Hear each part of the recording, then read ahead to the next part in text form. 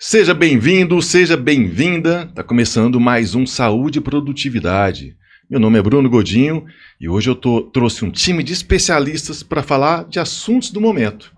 Startups, inteligência artificial e como isso pode afetar os seus negócios e a sua saúde e sua produtividade. Vamos abordar todos esses assuntos depois da vinheta.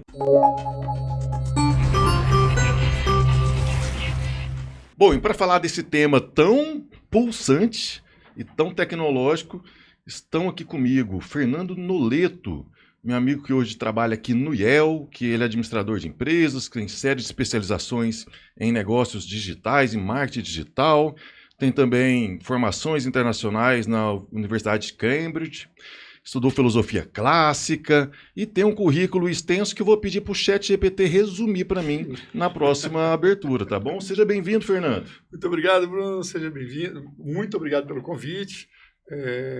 Fico lisonjeado de participar de uma mesa tão seleta e tão próspera. Eu escolhi só os melhores. Se você também acha que a gente está com um time de especialistas bons aqui, já deixa seu like, já se inscreva no canal e já manda para quem você quer que veja também esse vídeo. Também está aqui conosco a Jade Kaiowá. O nome é de origem indígena, mas ela é especialista em inovação e tecnologia. Ela que atua como analista de novos negócios, startups no Hub Goiás. Eu quero saber tudo sobre o Hub Goiás. Também já atuou na Secretaria de Ciência, Tecnologia e Inovação, é formado em TI, tem 4 pós-graduações, inclusive em Data Science e Analytics pela USP. Seja bem-vinda, Jade. Muito obrigada, é muito bom estar aqui. Prazer estar contigo aqui. E do meu lado direito, temos aqui meu também amigo Wesley Matosinhos, da nossa faculdade Senai FATESG, que desenvolve tudo que a gente precisa sobre inovação, sobre inteligência artificial, sobre IoT. Ele que é mestre em Engenharia Elétrica da Computação, graduado também em Direito e Tecnologia da Informação, é professor universitário desde que as universidades existem, é o que está escrito aqui, nesse papel, certo? Né? E é nosso colega aqui do Senai que veio contribuir com esse bate-papo super interessante. Seja bem-vindo, Matosinhos. Obrigado, Bruno. Prazer estar aqui com todos. Opa. E aqui do meu lado direito, uma representante da geração Z. É claro que no meio desses dinossauros, e eu me refiro só ao Fernando e ao Matosinho, tá? Nem entendi. A gente tinha que ter alguém aqui da minha idade. Então seja bem-vinda, Loriane Lani Cassimiro, especialista em inteligência artificial, empreendedora serial, fundadora de hub de inovação de 2 startups, descomplicadora da inovação, pesquisadora, marqueteira, influenciadora, tech e muito mais. Seja bem-vinda.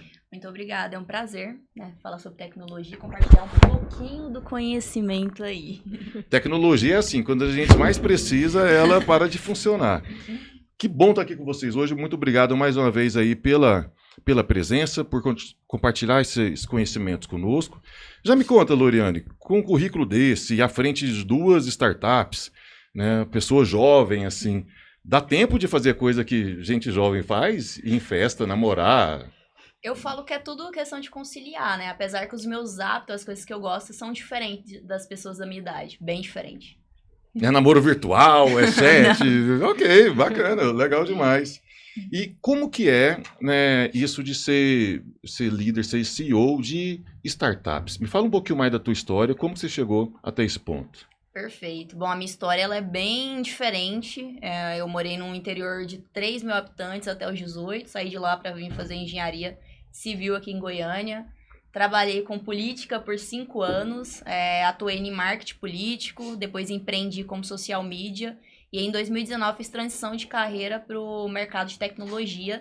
Depois de ler o livro Marketing 4.0 de Kotler. Eu li ele, fiquei encantada com tudo que tinha lá. Falei, eu preciso trabalhar com isso. E aí comecei a trabalhar para startups, inclusive uma delas, a primeira que eu estagiei, foi de indústria 4.0. E fiquei encantada, só que eu sempre gostei de empreender.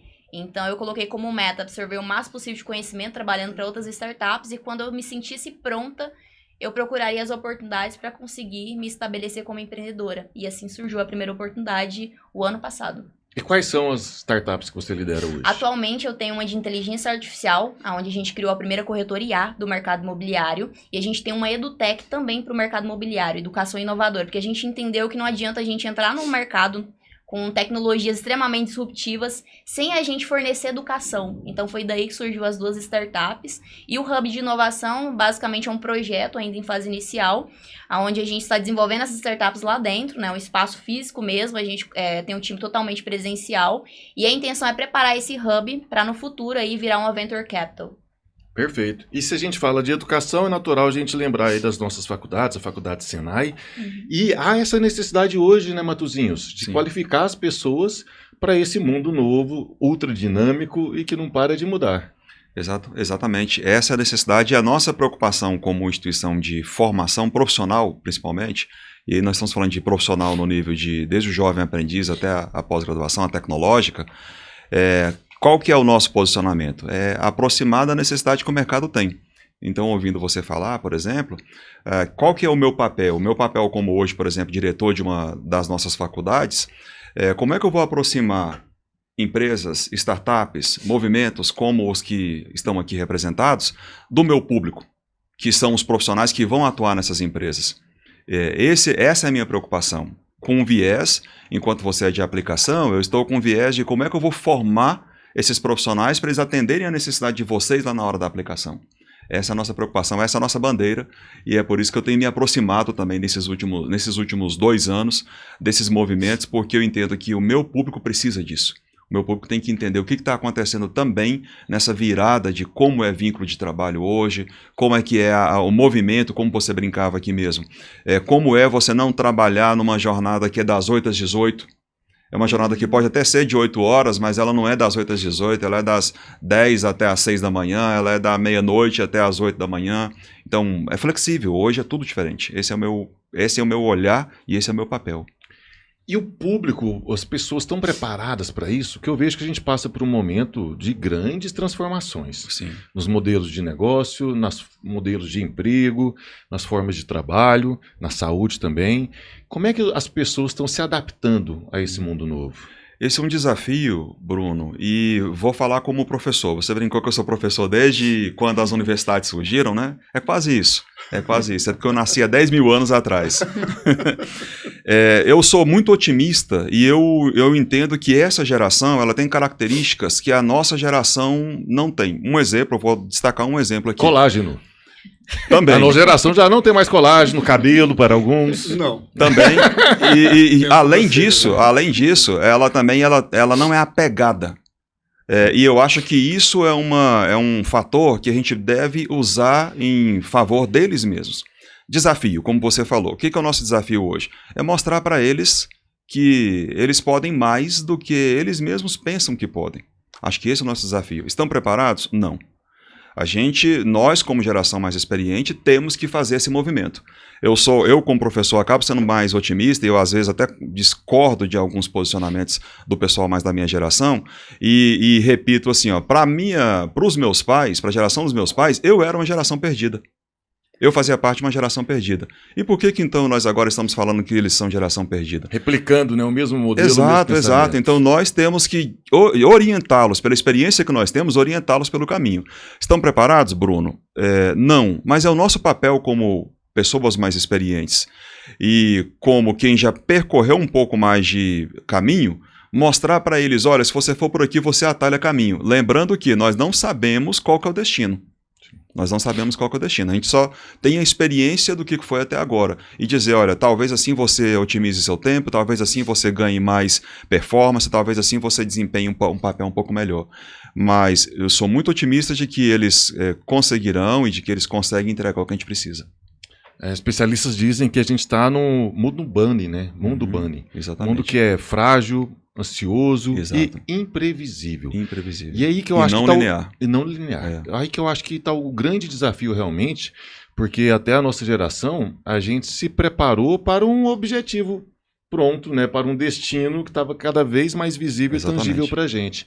Hoje não. Hoje a gente está se preparando, caminhando e construindo o caminho enquanto a gente caminha. Sim. É algo que chega a dar também um bug, né, no nosso aplicativo aqui. E nesse momento, falar de inovação se tornou quase que uma peça-chave, né, nos negócios. O que é a inovação? O que a gente compreende como inovação, Jade? Bom, inovação é todo processo, produto que é disruptivo, que é uma nova forma da gente fazer, né? Então, pegando o gancho do que o Matuzinho falou em relação à inovação, muita gente desconhece o que é inovação. E o Hub Goiás, né, que é uma iniciativa do governo de Goiás, junto com o Porto Digital, eles trouxeram esse panorama para nós e a gente do Hub Goiás construiu uma trilha formativa para pessoas que não têm noção do que é inovação. Então, foi uma trilha que foi construída por nós de lá, que são 10 workshops, e nesses workshops a gente fala tech para quem não é tech, o que é pitch, esse vocabulário startupês, né, que muitas vezes as pessoas não sabem, muitas vezes as pessoas fazem inovação dentro de empresas tradicionais, mas elas não sabem que estão inovando, porque elas acham que inovação às vezes é muito só tecnológica, mas às vezes você tem outro tipo de inovação incremental, né, disruptiva. Então, assim, para mim o conceito de inovação é esse, é você pegar uma coisa e extrapolar fronteiras do que você pode utilizar e fazer com determinado produto, jeito. É bem isso. Muita gente pensa que inovação é construir o carro que voa, É. o skate que voa, né? O conceito de volta Tá para o bem- futuro. E a gente, em vez de fazer carros e skates voadores, a gente criou o TikTok. Então, Por inovação exemplo. são outras Por coisas, exemplo, né? Bruno? Você citou aí alguns eixos da inovação. Você pode conceituá-los, por favor? Quais? Inovação incremental, por exemplo. O que é inovação incremental? Eu sou péssima com... Pode ser um exemplo também. Eu gosto muito do Steve Jobs, o exemplo do Steve Jobs. O Steve Jobs, ele não criou, por exemplo, o iPod. Ele melhorou o iPod. Ele existia já o Discman, então ele melhorou o Discman e ele criou o iPod. Os smartphones também já existiam quando ele colocou no mercado. Então, o que ele fez? Ele percebeu que existia necessidade no mercado de outras formas, então ele não inventou, ele melhorou. Então, isso é uma inovação incremental. Então, ele é uma pessoa que eu me inspiro muito, porque ele não criou a roda, ele reinventou. Reinventou e de uma maneira muito mais eficiente, né? De uma maneira também muito mais marqueteira, e aí revolucionou o mercado. Com certeza. Atendeu uma necessidade, mas mais que isso, ele criou uma necessidade. Justamente. E eu acho que a pegada das startups vai muito nessa linha, né? Da gente, claro, atender uma necessidade que existe hoje, mas criar novas necessidades. Nesse ponto, Fernando, como que a inovação, como que as startups, elas podem resolver problemas? Muito bem, Bruno. Toda organização, quando ela é concebida, né, e o Kotler 4.0 ou o Kotler 1.0, que é a administração e marketing, desde que o marketing foi criado lá nos idos dos anos 50, né? Por esse pensador do marketing, que é uma pessoa até hoje muito atual, uma organização ela deve ser concebida para atender uma necessidade ou um desejo de clientes ou do mercado. O que ocorre hoje, inclusive estava conversando com o Matuzinhos ali, né, mais cedo, é que até criou-se uma expressão que é a geração de demanda. Uhum. A demanda não é gerada, a demanda existe ou não existe. Sim. Né? Então, as pessoas têm uma necessidade ou não têm essa necessidade. E aí, a grande questão é o quanto essas empresas conversam, seja elas startups ou sejam empresas que já escalaram para um outro nível, o quanto que essas empresas conversam com o seu cliente. E aí, se nós observarmos ao redor da nossa discussão, até o exato momento nós falamos única e exclusivamente comportamento. Seja o comportamento daquela pessoa que está à frente da organização, que é o desafio do Matuzinhos ali, dos alunos, para preparar os alunos para este novo mercado, ou seja, um desafio de preparar as pessoas que são de outras gerações, né, Bruno? Estou falando de você, eu sou da geração dela. Outras pessoas de outras gerações a se adaptar ao mercado no cenário que existe hoje. Então, quando a gente diz que o mercado hoje ele está com com essa ansiedade mais aflorada, nós estamos observando exatamente o que aconteceu na Revolução Industrial, porque as pessoas não sabiam para onde elas seriam realocadas. O Bruno já deve ter feito aula de datilografia, né, Bruno? Ou não? Não? Então, eu fiz. Eu pensei que eu não vou revelar isso. Eu não preciso tornar isso público. Eu sou dessa escola. Eu sou dessa escola. A ASDFG, né? Cedilha, JK, LH. Então a criança hoje já sai digitando, né? Não é nem datilografar mais. Então, o que acontece é que o comportamento de consumo tem mudado, que as pessoas, existe um excesso de oferta informacional, inclusive. Quando você estuda futurismo, quando você observa o grande segredo é a curadoria informacional, onde você vai buscar essa informação que de fato é uma informação firme para você tomar as decisões da sua vida. Então, o marketing hoje tem esse grande desafio, né? E principalmente quando a gente fala de desafios que a maioria das pessoas ainda não se adaptaram, não estão entendendo muito bem o que acontece, que é o caso das inteligências artificiais, não é? Vou perder meu emprego para inteligência artificial? Essa pergunta sempre aparece. Meu Deus!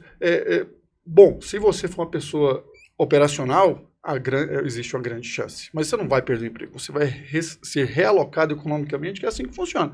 Imagina o cara que fazia lá a recarga das tintas das máquinas de datilografar. O que esse cara foi fazer? Deve ter feito outra coisa, né? Deve estar fazendo outra coisa. Então, e aí o Instituto Evaldo Lodge também se destaca hoje, sabe, Bruno, com a entrega de inteligência artificial e iniciativas de operacionalização daquelas tarefas rotineiras quando a gente fala de RPA. Então, mas aí, o que eu estou fazendo? Eu estou colocando um robô para fazer uma atividade rotineira? Exatamente. Para quê? Para realocar aquele recurso em posições táticas ou estratégicas. Então, você sai do operacional e passa a usar aquilo que é de mais valioso do ser humano, que é a mente. Você, como neurocientista, né, Bruno? Sabe que a diferença entre cérebro e mente é justamente a consciência que a mente tem de si. E essa é uma característica de alguns mamíferos, dentre eles nós, que utilizamos a comunicação, inclusive, para expressar isso. Então, o desafio do marketing é lidar com todo esse cenário e ofertar, de fato, aquilo que eu atendo uma necessidade, um desejo. E não provocar uma demanda que temporariamente ela vai ser... porque existe uma diferença que as pessoas de marketing muitas vezes não fazem a distinção, que é a compra, o momento de compra é um momento específico e o momento de consumo, que é outro momento específico. Então a diferença entre cliente e consumidor é exatamente essa. E aí, se você... uma compra bem-sucedida não quer dizer um consumo bem-sucedido. Então, muito menos uma experiência bem-sucedida. Menos ainda, já vai para exatamente, vai um outro viés. Então, o consumo, esse sim deve ser bem-sucedido, que vai gerar indicação, vai gerar um outro posicionamento, né? Um posicionamento com valor agregado. Então, o desafio do marketing é entregar para as pessoas aquilo que de fato elas precisam. Porque aquele cara que é acumulador, aquele cara que é um consumidor inveterado, essa pessoa ela não vai necessariamente falar bem do meu produto ou serviço, porque ele vai ficar estocado num cantinho em meio a outras coisas ali que ele também já adquiriu, né? Mas vamos falar disso, da geração de demanda. Eu tenho uma dúvida a respeito disso. Sim. Porque, embora, por exemplo, a gente sempre teve uma demanda por comunicação, né? Mas seria, digo, quase impossível que o Steve Jobs, citado aqui, prevesse lá nos anos 70 que ter uma câmera acoplada ao telefone seria um diferencial competitivo. É o tipo de demanda que não dá para você tangibilizar. Eu também citei de maneira jocosa aqui o TikTok, que também é uma maneira de você se comunicar, se expressar em comunidade, mas também eu acho difícil que alguém tenha previsto que as pessoas passariam horas fazendo dancinhas no TikTok. Então, de certa forma, mas depois que essas duas aplicações foram geradas, né, sim, uma demanda existiu e agora muita gente vai no movimento rebanho. Então foi gerada uma demanda, não? Bom, Teve uma pessoa que previu que isso aconteceria. A dancinha da Virgínia no TikTok? A dancinha não, mas ela previu. E você, como comunicador, foi uma pessoa que influenciou bastante a sua área, que é o McLuhan. O meio é a mensagem, né? Sim. Então, essa é uma frase célebre dele, e ele diz, né, ele afirma que isso nos anos 70 até, é um filósofo canadense, McLuhan, e ele aponta para que, com o advento da TV a cores e todas as novas mídias para aquela época, né, ele previa que haveria um excesso de informação e voltando um pouquinho atrás, né, uma outra autoria, um livro, uma produção bem interessante, que é o livro Sapiens. Sim, fantástico. É fenomenal. Então, o que tornou o ser humano, aí já para os evolucionistas, né, não criacionistas, né, não criemos essas polêmicas. Não pulem, não saltem da terra plana, calma aí. Por favor, isso isso não. Então, o que acontece é que nós, seres humanos, os Homo sapiens sapiens, foram os homos que mais se desenvolveram comunicacionalmente falando, né? Então, a necessidade de comunicar, ela perpassa por várias ciências, na antropologia, na sociologia, na psicanálise, né? A escola e a psiquiatria, que é Carl Jung, ele também fala de emissor, né? Receptor, canal e meio. Então, o que eu acho é que a era que nós estamos vivendo é a era da comunicação de fato, que é um dos desejos mais primitivos do ser humano. Então, tanto é que a história ela é dividida em pré-história, antes de registro. Ou seja, segundo essa teoria, não há homem antes do registro, que é a comunicação, que são aqueles grafismos, aquela expressão nas paredes das cavernas. Então, o que eu penso, Bruno, foi que com o advento de novos dispositivos, novas formas, novos meios de se comunicar, isso aflorou algo que havia dentro do homem primitivo. Então, aumentou-se a exposição e aumentou-se a forma, né? Porque agora todo mundo é ouvido. Né? Todas as pessoas são ouvidas e são... Agora qualquer um tem um podcast. Bom, seria uma hipótese, mas evidentemente que não se trata deste. Mas voltando aqui, eu acho que é isso, Bruno. O que aconteceu foi que as pessoas têm uma demanda reprimida e essa demanda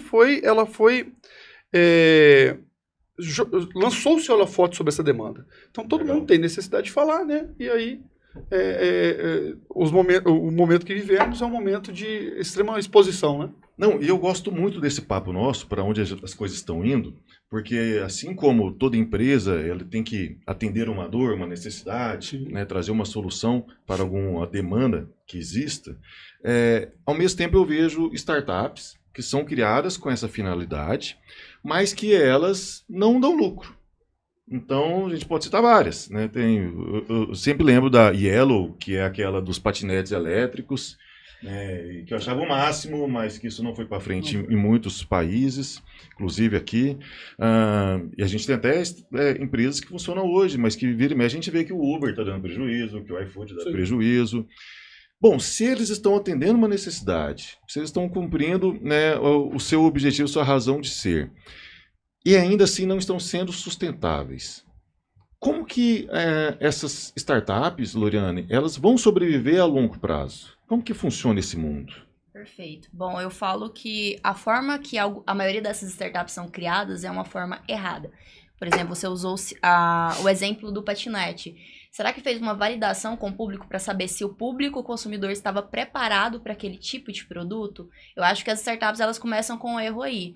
Outro detalhe, elas quererem entregar o produto final, sendo que o básico já resolveria aquela dor. E elas poderiam lucrar ali no MVP, né? Sim. Porque quando a gente fala de MVP, muita gente pensa, MVP é só o protótipo que eu vou criar e eu vou validar o meu produto. Não. O MVP ele pode ser um produto que você vai gerar ali uma lucratividade ali, um retorno financeiro para a startup, até você conseguir com esse próprio dinheiro evoluir aquele produto diante da necessidade real do cliente, porque eu nunca sei exatamente qual que é o produto final que vai atender o meu cliente se eu não colocar na mão dele o MVP. Então eu vejo que a maioria dessas startups, principalmente aquelas na época lá onde o investimento anjo era algo extremamente popular e fácil, né, acessível, chovia dinheiro. Sim. Então as startups elas não se preocupavam com validar o produto direito, elas estavam preocupadas em receber cada vez mais investimento. E aí eu vou recebendo esse investimento anjo, eu vou aumentando o meu valuation e eu elevo a expectativa dos meus investidores anjo, do retorno sobre o investimento. Então, acaba que o tempo de retorno sobre o investimento ele se torna maior conforme a quantidade de dinheiro que entra numa startup. Então, eu falo, qual que é o correto? Vamos pensar num produto mínimo viável, simplificado, que eu consigo levar para o mercado, gerar renda, essa renda eu vou reinvestir. Se for algo de pesquisa, né, e tudo bem, existe ali realmente um tempo de desenvolvimento maior. Correto. Só que será que eu não posso criar uma outra versão ali mais simplificada que também consigo levar para o mercado? Investimento anjo, eu sempre falo, será que a startup ou empreender, principalmente, será que aqueles empreendedores estão realmente preparados para receber investimento anjo? Será que eles têm maturidade para fazer uma boa gestão? Será que aquele investidor anjo ele tem realmente conhecimento do mercado que a gente está inserindo o produto para ele ser o conselheiro, porque não é só injetar dinheiro, dinheiro a gente pega no banco. Sim. Então, tem todas essas perguntas que precisam ser respondidas ali no início do desenvolvimento do MVP. Se elas não forem respondidas, eu sempre falo, dá um passo para trás, vamos analisar novamente e ver realmente se a gente consegue levar esse projeto. Porque a pior coisa do mundo é você criar todo um marketing em cima, você levar para o mercado algo que com o tempo vai acabar falindo. E tem uma questão também, pois não. Bruno, tem uma questão também muito interessante no que diz respeito, por exemplo, ao funcionamento da startup, é que quando você pega as clássicas, as grandes empresas, vamos pegar o exemplo aí da que estava na mídia recentemente, que é a Microsoft. Como é que a Microsoft ela é perene nessas décadas onde ela está sempre no topo ali em termos de tecnologia? Ela usa a performance que a startup ou que essas pequenas têm, a velocidade, a possibilidade de errar com um prejuízo menor, as cabeças menos preocupadas com o formalismo e com a rigidez da estrutura, mas, porém, entretanto, ela tem todo um processo que fortalece como ela pode aproveitar o que ela aprendeu nesses erros. E aí ela reverte isso em lucro, em vantagem, por quê? Porque ela é uma estrutura já consolidada, uma estrutura já forte, e eu estou linkando com o que você perguntou, né? Tantas startups não estão dando lucro, não dão lucro, ou às vezes até muitas não sobrevivem, porque além desse espírito, dessa flexibilidade da criatividade, há necessidade também de algum tipo de processo, burocracia, rigidez, papelada, vamos dizer assim, que é inevitável. Uma estrutura que é inevitável. Aí, volto de novo aqui ao exemplo da Microsoft, que estava na mídia recentemente, pelo valor que ela atingiu, né, que ela alcançou. Aí você vê o destaque do porquê que uma empresa dessa permanece como sendo sempre das mais valiosas. Ela aproveita a performance que a startup tem, mas ela encaixa essa inovação na estrutura que ela tem de funcionamento. Isso é um desafio, né? É um desafio. Inclusive o CEO da Microsoft está na mídia aí agora, completando 10 anos, e ele pegando uma empresa que não tinha uma rede social e que hoje ela é aí o topo no que diz respeito à aplicação de inteligência artificial, né? Eu gosto muito desse modelo, principalmente de empresas Satya. mais estruturadas, né, que têm processos bem definidos, mas que muitas vezes têm dificuldade para inovar. Elas se acoplam a uma startup e ganham justamente essa leveza, essa velocidade, esse dinamismo. E aí eu acho que há um equilíbrio. Às vezes eu sinto falta na startup pela startup de um equilíbrio. Eu tive recentemente lá em Israel, que é a Startup Nation. Né? Então, visitando algumas startups, conhecendo as pessoas de lá, algumas health techs, e muitos me falaram que eles estão lá agora numa mudança de cultura empresarial, porque antes o objetivo da startup era ser vendida. Então, eles faziam uma startup, faziam algum processo inovador, né, iam ao mercado, rodadas de negócio, queriam um aporte financeiro, iam vendendo, independente do sucesso ou insucesso da startup. Eu não sei como é que chama isso para a geração Z. Para minha geração, isso chama esquema de pirâmide.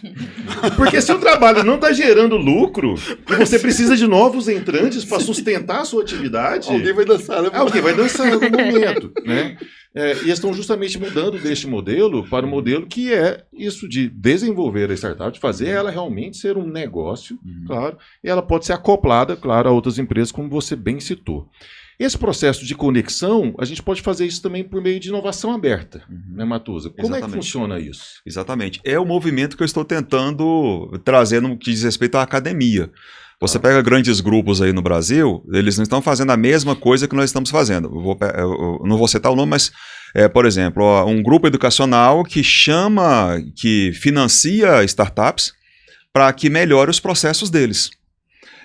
O que eu estou tentando fazer, pensando como uma faculdade, pensando como diretor de uma faculdade, é como é que eu posso envolver os meus alunos nesse universo, não sei se eu poderia chamar de ecossistema, inseri-los nesse contexto, para que eles passem a fazer parte dessas empresas, dessas organizações que vão contribuir com as grandes.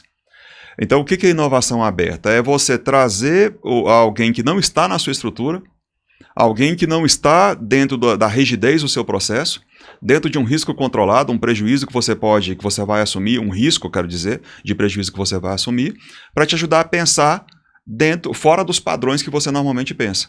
Vamos pegar o nosso caso, a nossa estrutura, uma estrutura que tem 8 décadas, vamos pensar que no caso de Goiás, mais de 7 décadas em Goiás. Ele estava aqui desde o início. Pois é. 10 mil anos atrás. Anos é muito tempo. 10 mil anos, e não tem nada nesse mundo que eu não saiba demais.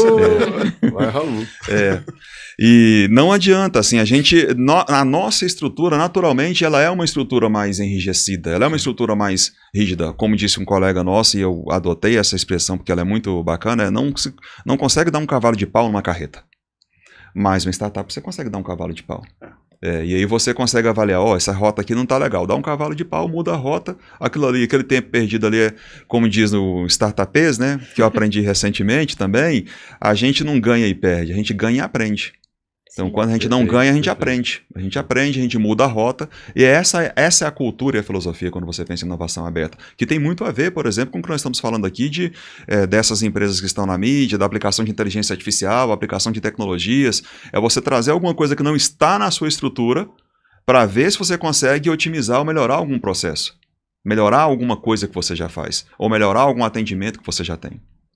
Ô Jade, como que o Hub Goiás contribui com esse movimento? Primeiro, o que é o Hub Goiás e como que ele contribui com esse movimento? O Hub Goiás é uma iniciativa, né, do estado de Goiás com o Porto Digital, que é uma estrutura de Recife, né? Então, é uma OSC que comanda aqui. E nós temos 9 eixos no Hub Goiás. Então, nós temos eixo de acesso a capital, fomento, temos eixo de comunicação, inteligência de negócios, startups, inovação aberta e comunidades. Então, esses eixos se integram e estava até conversando de sucesso de startups. Nós tivemos um programa de pré-aceleração, que foi o Madurar. Foi um programa de 10 semanas, que foi acompanhamento de startups de 13 áreas. Foram selecionados, 67 startups fizeram inscrição, 24 startups foram selecionadas, 7 startups eram da área de saúde. Então, eles passaram por um treinamento de 10 semanas em que eles puderam estruturar os seus negócios, tiveram mentorias também individuais e coletivas. Então, a gente teve encontros presenciais, que foi muito importante para a maturidade desses negócios. E, posteriormente, algumas dessas startups que passaram pelo Madurar foram também para o GovTech, que é o Open Innovation do Hub Goiás. Nós fizemos esse Open Innovation com 3 secretarias, né? Foi a Secretaria da Administração, a SEAD, a Secretaria de Saúde e a Secretaria de Educação. Foram levantados 3 a 5 questões que cada secretaria precisava resolver e foram selecionadas startups para que pudessem resolver esses problemas. E a gente teve, semana passada, o Demo Day, que foi para apresentação, né, o pré-apresentação, o MVP dessas startups, e aí 6 passaram para a próxima fase, que podem ser contratadas posteriormente por essas secretarias. Legal. Então, é o governo do estado investindo para modernizar, otimizar Sim, a própria prestação de serviço. correto. Se a gente falou de instituições mais tradicionais, o poder público é uma instituição naturalmente tradicional. Diga-se de passagem, uma infraestrutura fenomenal, assim como a da FATESE. Então, a infraestrutura, vocês estão bem assistidos lá. Você Estive conheceu? no evento lá, sendo mentor no evento da NASA, inclusive. que teve lá. Sim, Fenomenal, viu, Bruno? Eu conheci a estrutura lá, já estive lá. foi lançado recentemente, né? A gente entrou em o hub mesmo, ele teve inauguração no final de julho, mas a operação foi no final de agosto. Então a gente já pegou o hub em operação, então já começou andando com o GovTech, com o Adorar, e a gente já tem outras iniciativas e outros editais em aberto que estão também encaminhando. E se uma pessoa que está nos assistindo, que tem uma startup, eu gostaria de ter, eu tenho uma ideia para desenvolvimento, precisar utilizar o Hub, como que deve fazer? Nós temos o coworking, né, que ele é gratuito, ele está gratuito, e também temos os programas e os editais que são abertos periodicamente. Então, existem editais voltados, por exemplo, para mulheres, que vai ser aberto. Tem editais de Unis, por exemplo, que é socioeconômicos. Então, tem vários editais abertos que as pessoas podem ir fazer conexões. Nós sempre temos palestras também, workshops. A própria trilha Baliza também, que é uma trilha de conhecimento, de inovação, que também conecta essas pessoas. E eu posso julgar que muito do que é desenvolvido está no meio digital, né? A tecnologia sempre está envolvida Sim, nesse processo. a tecnologia sempre está envolvida. E falou de meio digital, o Fernando é expert. Né? Tento. Como que... Todo dia é uma coisa nova, Bruno. Não é? Todo dia é uma coisa nova, É o tal do aprendizado contínuo mesmo. Exato, não tem jeito não. Não Não, tem é jeito. cabelo que segura. Só fica... Nossa senhora. Se a gente focasse no produto do passado, do WS, Pô, ninguém... se você Porque pegou não essa existe. referência... É porque não existe índio Só careca. essa notícia pra você. Isso fala muito sobre a sua idade. Você não sabe o que é o WS, não sabe? É da Amazon? É da Amazon. Não existe de careca. É, por aí. Por aí. O WS aí não é de Wave, é de Walter Silva. Walter Silva. Era da loção capilar, sem comprovação científica nenhuma. Né? Não usei. As pausas para esse momento disruptivo no nosso papo também. Né? Me fala um pouco mais, como funciona então o lançamento de serviços e produtos digitais? Pois é, Bruno. O que acontece? Né? Nós estamos ali no Instituto, e eu já trago isso de outras experiências, por exemplo, do transporte público coletivo.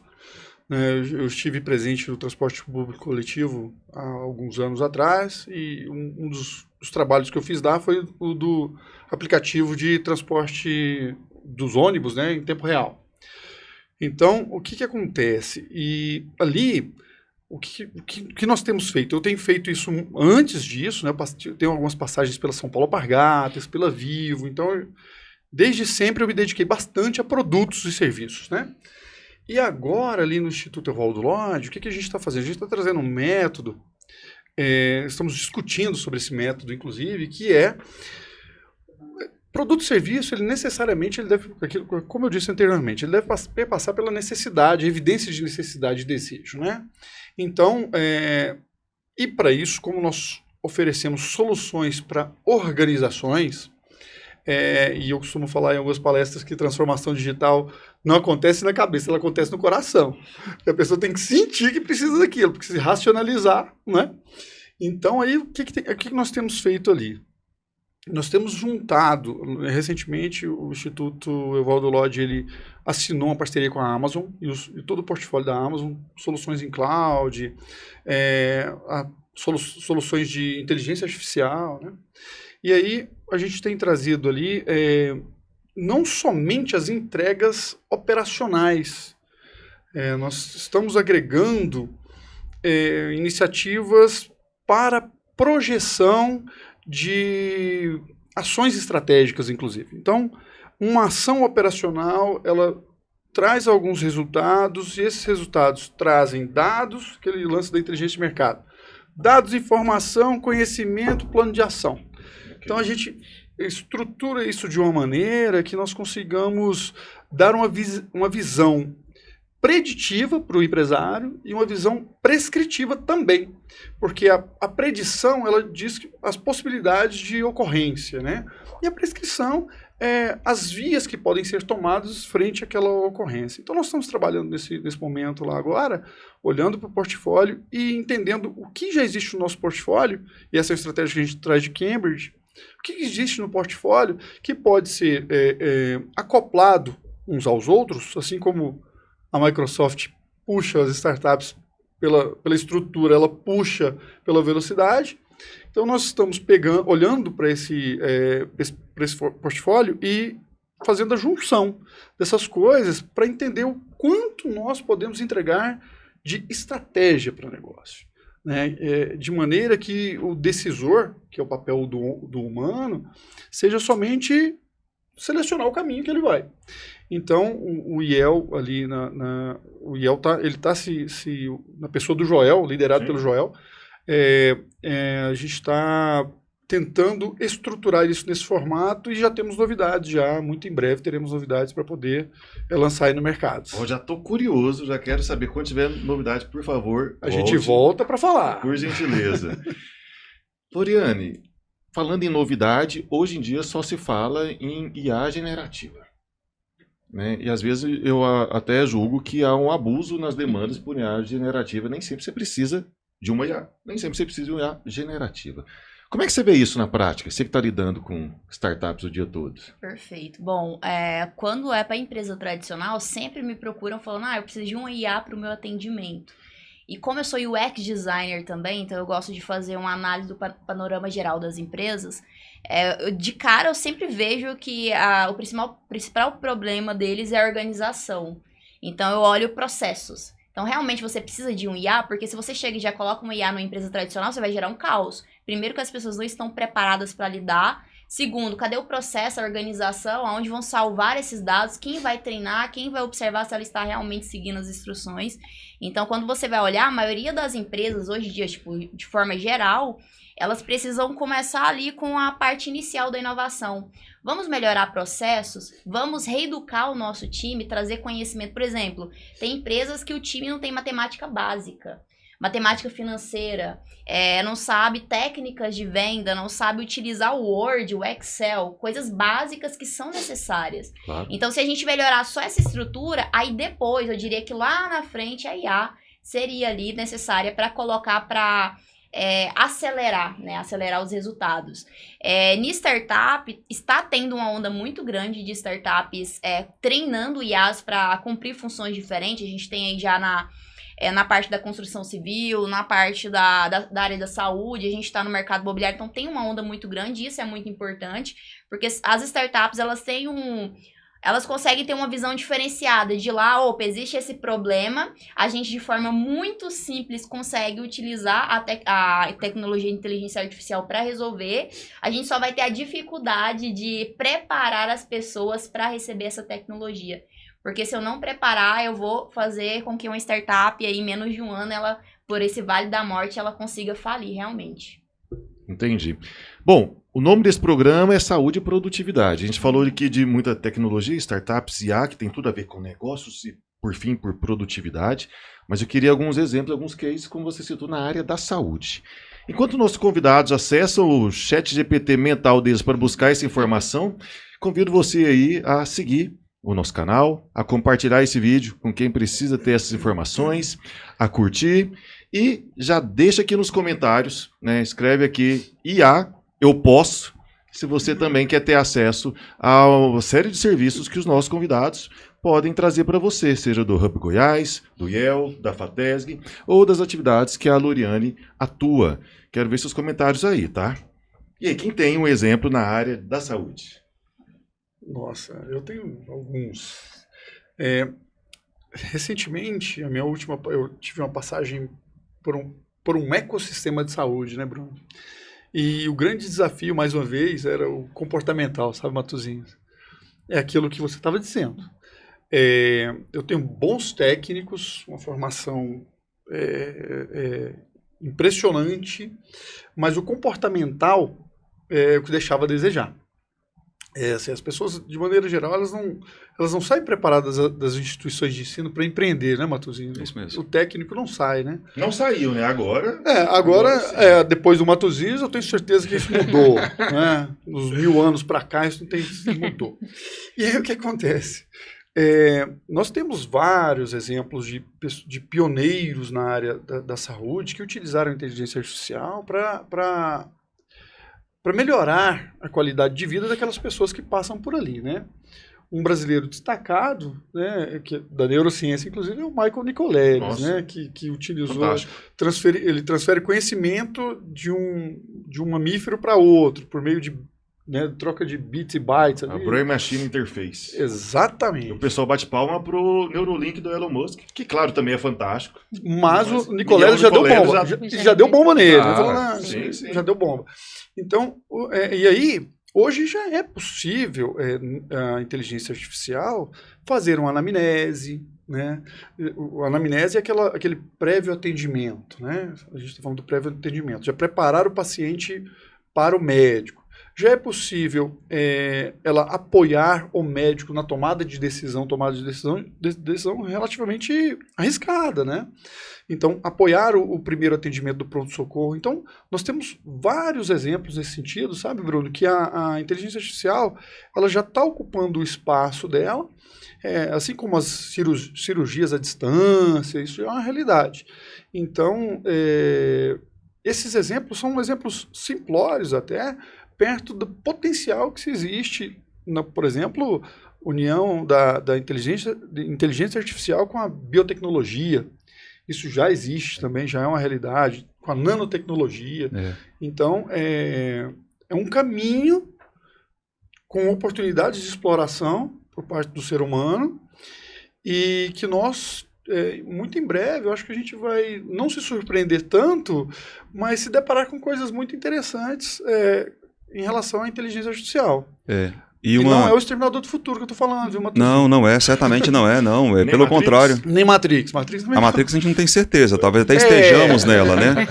Mas e é interessante porque, assim, hoje a gente vive conectado. A gente está conectado, então é localização, é pressão, é circulação, é oxigenação, a gente está conectado, está gerando dados. Esses dados, eles estão sendo utilizados para diagnóstico, como o Fernando falou, para predição.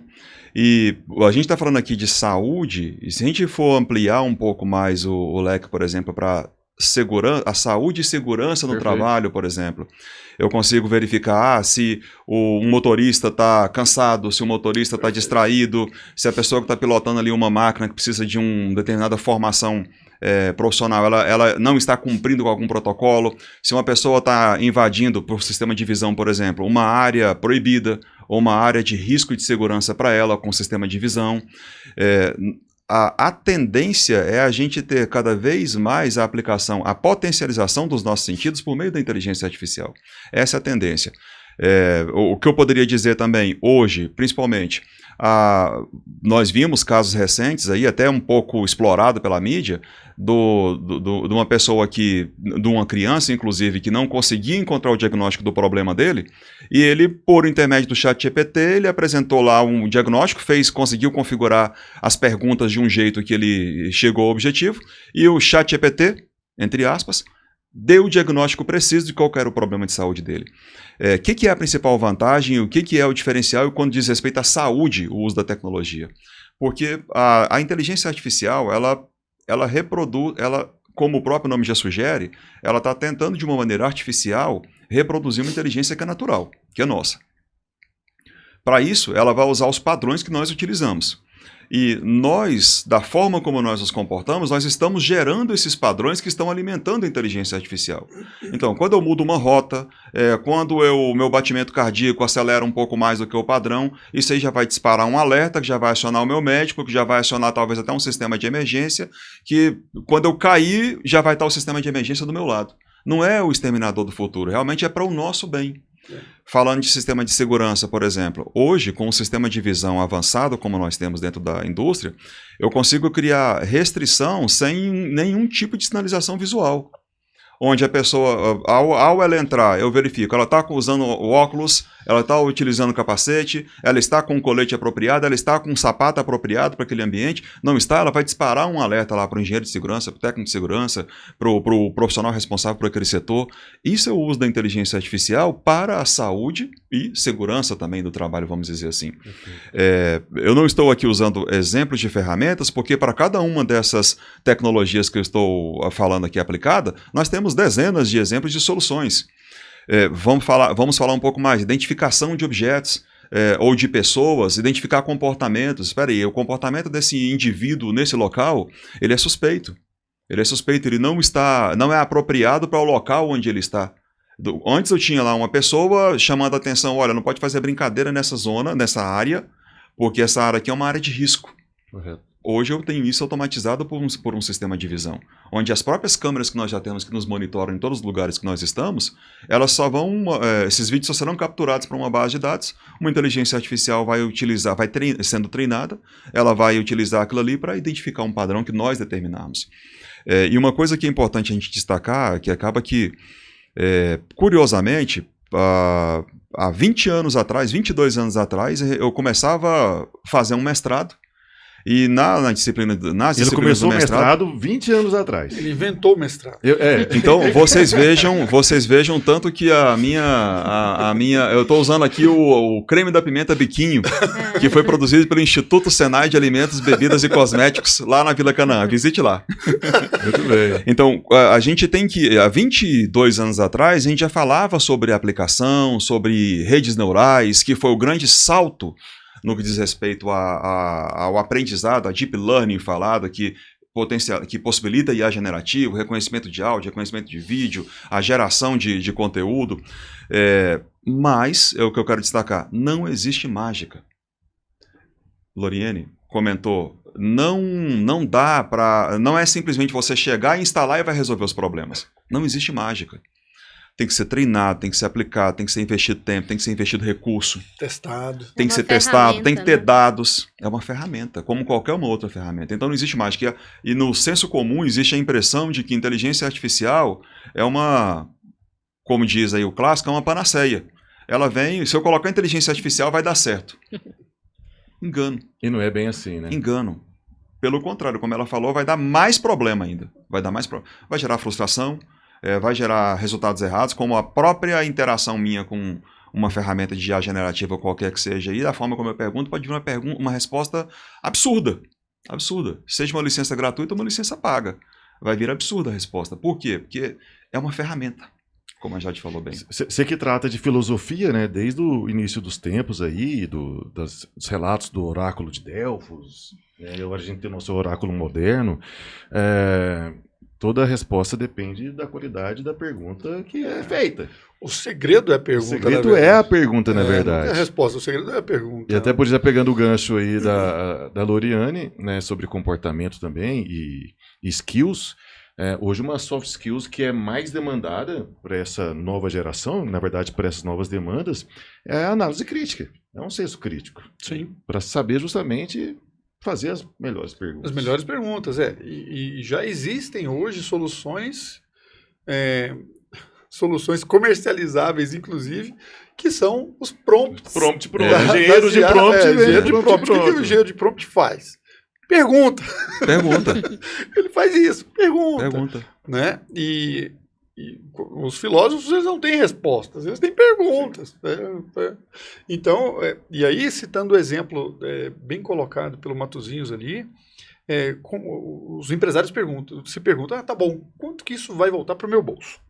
E aí eu tenho um exemplo legal, Bruno. Hoje, mais ou menos 87% dos custos de um plano de saúde, do valor arrecadado pelo plano de saúde, eles são aplicados ao custo paciente.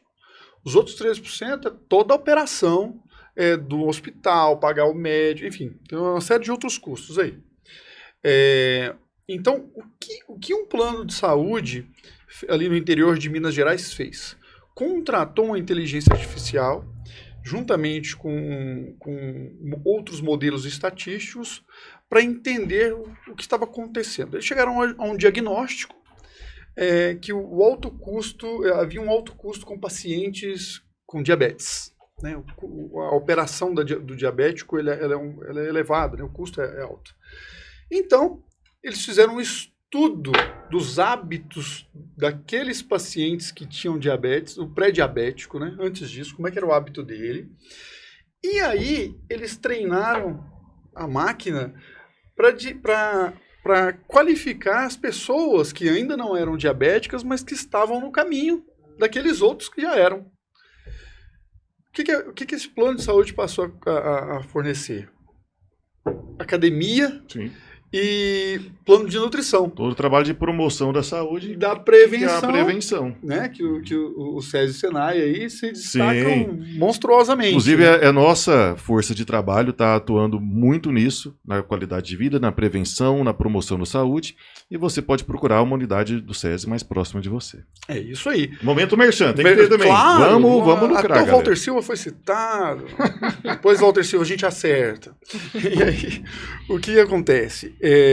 Eles observaram que, ofertando isso aos seus clientes, ainda que não houvesse adesão dos clientes para o programa, mas havia um refletir sobre aquelas iniciativas, eles não dizendo que ele você vai ficar diabético, não é isso.